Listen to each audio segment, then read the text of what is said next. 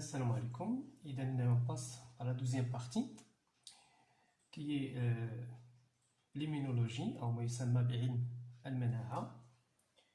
إذا هذا الشطر وهذا الفصل comporte deux chapitres.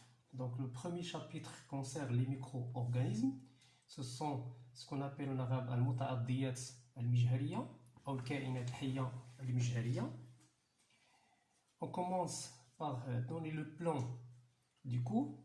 Donc on va voir ce que ça veut dire les micro-organismes comme définition, تعريفها, أنواعها, la diversité et les caractères qui rendent certains micro-organismes pathogènes pour l'homme أو الخاصيات التي تجعلها مضرة أو تجعل بعضها مضرة للإنسان. Premièrement, la définition des micro-organismes. تعريف المتعضيات مجهرية. Donc, on commence par le terme micro-organisme. Comme vous voyez très bien, il est composé de deux parties. Micro, ce qui veut dire que de petite taille, أو حجم صغير جدا. Des organismes, qui veut dire des êtres vivants, أو كائنات حية. Donc, إلا جمعنا هاد les deux termes هادو غنكونوا مصطلح micro-organisme, qui veut dire des petits, ce sont des êtres vivants de petite taille. يعني كائنات حية مجهرية صغيرة جدا لا يمكن ملاحظتها إلا باستعمال ما يسمى بالمجهر وهو أصل مصطلح ميكرو. إذا هذه الكلمة ديال ميكرو جاية من microscope. C'est pour cela qu'on les appelle des micro-organismes.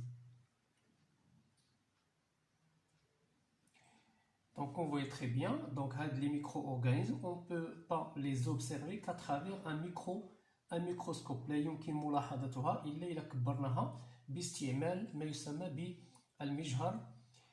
ثم نمر إلى on passe à le type des micro-organismes. ما هي أنواع الكائنات المجهرية. On peut le diviser en quatre groupes, en quatre grands groupes. Premièrement, ce qu'on appelle les protozoaires, الحيوانات الأولية. Deuxièmement, les champignons, الفطريات, les virus أو يسمى الحمات أو الفيروسات. ثم لدينا في الأخير ce qu'on appelle les bactéries أو البكتيريات. Donc les quatre types, les grands quatre types. Premièrement, on commence par les protozoaires. Quelles sont les caractéristiques des protozoaires? ما هي خاصيات التي تميز هذا النوع الأول؟ إذا علينا معرفة خاصيات كل نوع والقدرة على التمييز بين كل نوع. La capacité de distinguer entre les différents types.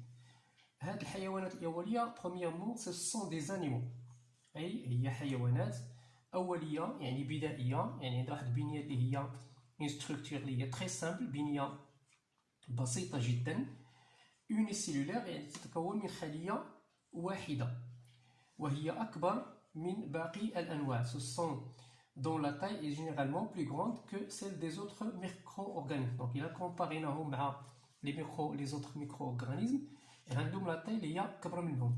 La structure ديالهم ce sont des cellules. Juste une cellule خلية واحدة. كما كتلاحظوا خلية بسيطة جدا في تركيبتها غشاؤها السيتوبلازمي son enveloppe nucléaire وسطها الداخلي qui s'appelle cytoplasme ou bien cytoplasme ثم عندنا une petite noyau بنية توجد داخل السيتوبلازم qui s'appelle le noyau.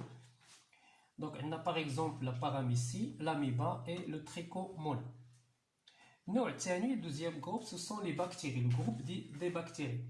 Ce sont également des micro-organismes يعني كائنات أحادية كائنات مجهرية formés d'une seule cellule sans noyau. إذا ما عندهاش واحد النويو اللي هي حقيقي. Les bactéries les plus connues sont les cocci, les cocobacilles et les vibrions. Donc on a un certain grand nombre de bactéries. On prend quelques exemples seulement. Donc troisième groupe, ce sont les champignons microscopiques. Ce sont des micro-organismes, des végétaux. C'est un type de végétaux qui sont, ils peuvent être unicellulaires comme la levure ou pluricellulaires comme le pénicillium. Ils sont généralement filamenteux, c'est-à-dire formés de filaments, plusieurs cellules juxtaposées l'une après l'autre pour former des filaments.